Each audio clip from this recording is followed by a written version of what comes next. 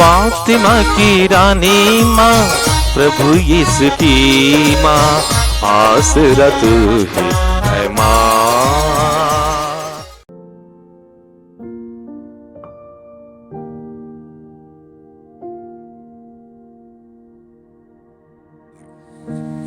पहला पाठ रोमियो के नाम संत पौलुस का पत्र, अध्याय 4, पद संख्याएं 13, 16 से 18 तक। ईश्वर ने इब्राहिम और उनके वंश को प्रतिज्ञा की कि वे पृथ्वी के उत्तराधिकारी होंगे। यह इसलिए नहीं हुआ कि इब्राहिम न संहिता का पालन किया, बल्कि इसलिए कि उन्होंने विश्वास किया और ईश्वर ने उन्हें धार्मिक माना है। यह प्रतिज्ञा विश्वास पर और इसलिए कृपा पर भी निर्भर रहती है। वह न केवल उन लोगों पर जो संहिता का पालन करते हैं, बल्कि समस्त वंश पर लागू होती है, उन सबों पर जो इब्राहिम की तरह विश्वास करते हैं। इब्राहिम हम सबों के पिता हैं, जैसा कि लिखा है, मैंने तुमको बहुत से राष्ट्रों का पिता नियुक्त किया है। ईश्वर की दृष्टि में इब्राहिम हमारे पिता हैं। इब्राहिम ने निराशाजनक परिस्थिति में भी आशा रखकर विश्वास किया और वह बहुत से राष्ट्रों के पिता बन गए, जैसा कि उनसे कहा गया था, तुम्हारे असंख्य वंशज होंगे। प्रभु की वाणी। ईश्वर को धन्यवाद। भजन अनुवाक्य। प्रभु सदा अपना विधान याद करता है। प्रभु सदा अपना विधान याद करता है। हे प्रभु भक्त इब्राहिम की संतति, हे प्रभु के कृपा पात्र याकूब के पुत्रों, प्रभु ही हमारा ईश्वर है, उसके निर्णय समस्त पृथ्वी पर लागू है। अनुवाक्य। प्रभु सदा अपना विधान याद करता है। प्रभु सदा अपना विधान याद करता है।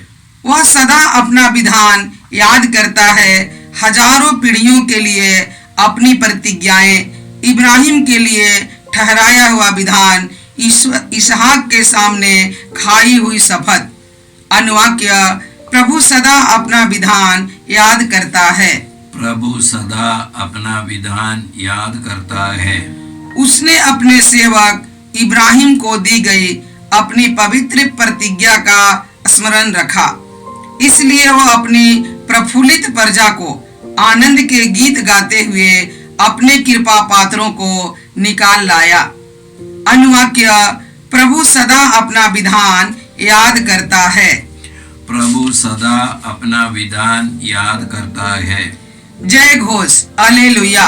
प्रभु कहते हैं, सत्य का आत्मा मेरे विषय में साक्ष्य देगा और तुम भी साक्ष्य होगे। हालेलुया। प्रभु आप लोगों के साथ हो और आपकी आत्मा के साथ। संत लूकस के अनुसार प्रभु यीशु ख्रिस्त का पवित्र सुसमाचार। हे प्रभु तेरी महिमा हो। अध्याय 12, पद संख्याएं 8 से 12। यीशु ने अपने शिष्यों से यह कहा, जो मुझे मनुष्यों के सामने स्वीकार करेगा, उसे मानव पुत्र भी ईश्वर के दूतों के सामने स्वीकार करेगा। परंतु जो मुझे मनुष्यों के सामने अस्वीकार करेगा, वह ईश्वर के दूतों के सामने अस्वीकार किया जाएगा। यदि कोई मानव पुत्र के विरुद्ध कुछ कहे, तो उसे क्षमा मिल जाएगी, परंतु पवित्र आत्मा की निंदा करने वाले को क्षमा नहीं मिलेगी। जब वे तुम्हें सभागृहों, न्यायाधीशों और शासकों के सामने खींच ले जाएंगे तो यह चिंता न करो कि हम कैसे बोलेंगे और अपनी ओर से क्या कहेंगे, क्योंकि उसी घड़ी पवित्र आत्मा तुम्हें सिखाएगा कि तुम्हें क्या क्या कहना चाहिए। यह प्रभु का सुसमाचार है। हे क्रिस्त तेरी स्तुति हो। ख्रिस्त में प्यारे भाइयों और बहनों, ईश्वर ने इब्राहिम को इसलिए अपनी प्रतिज्ञा को चिरस्थायी रखा क्योंकि वह निराशावश परिस्थिति में भी ईश्वर पर आशा रखकर उसमें भरोसा किया, उसमें विश्वास किया और उसने वही किया जो ईश्वर चाहता था। वह ईश्वर की इच्छा से जीता था और उसका अनुपालन करता था। वह मनुष्य द्वारा बनाई गई परंपराओं को नहीं बल्कि हृदय से ईश्वर को प्यार करता था। यही कारण है कि ईश्वर ने उसे धार्मिक माना और पूरे राष्ट्रों का पिता बना दिया है। ईश्वर न किसी समाज का है, न किसी विशेष धर्म के मानने वालों के लिए है, न किसी खास समुदाय के लिए न है, न खास व्यक्ति के लिए नहीं। ईश्वर सबों का है। ईश्वर की दया, करुणा और न्याय प्रियता सबों पर बरसती है। ईश्वर का धूप और छांव, वर्षा का पानी सबों पर पड़ता है क्योंकि सभी उनके बनाए हुए प्रजा है। उन्होंने पवित्र आत्मा को प्रदान किया।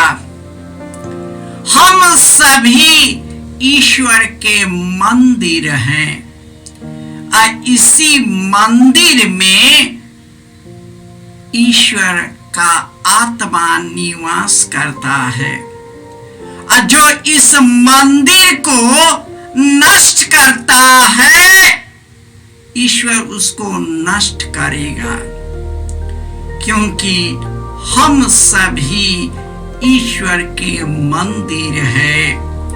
उन्होंने संसार का आत्मा नहीं बल्कि अपनी आत्मा प्रदान किया है और उसी के अनुसार हर एक व्यक्ति को आत्मा का भिन्न भिन्न वरदान दिया है ताकि हम सभी उनके वरदानों को पहचान सके और उसी के अनुरूप सबों के हित के लिए अपना जीवन अर्पित कर सके।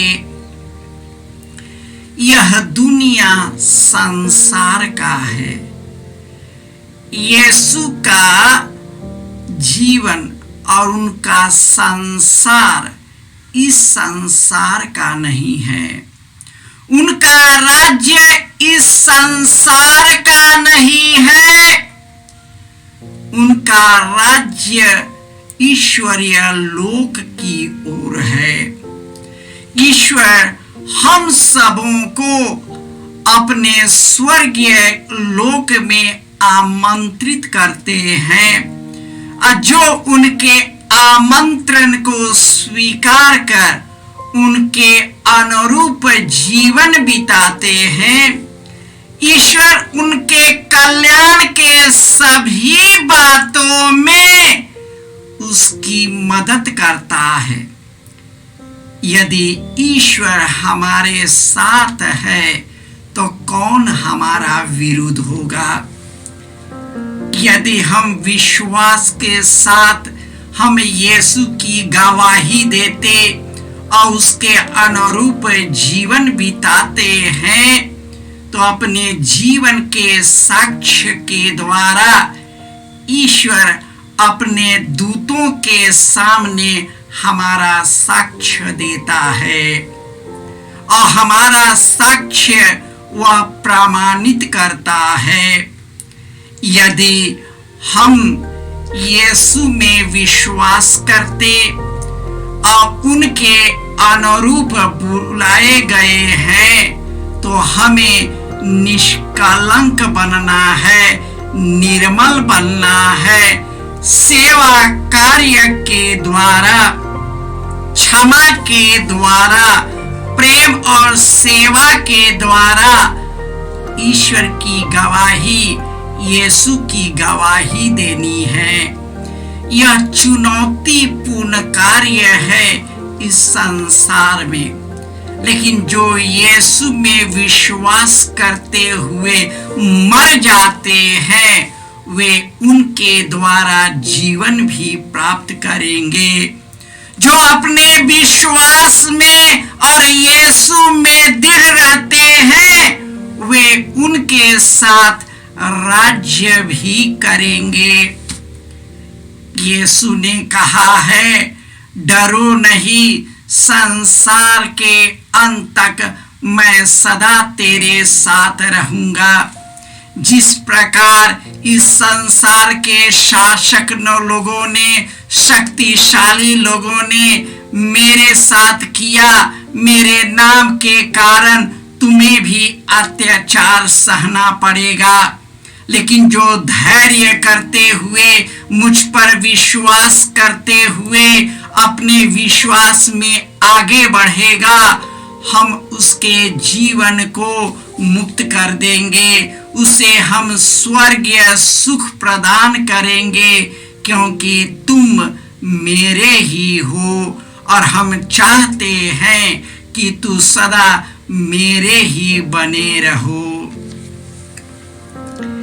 हे प्रभु यीशु, जब भी दुख और बाधा आती है हम घबरा जाते हैं।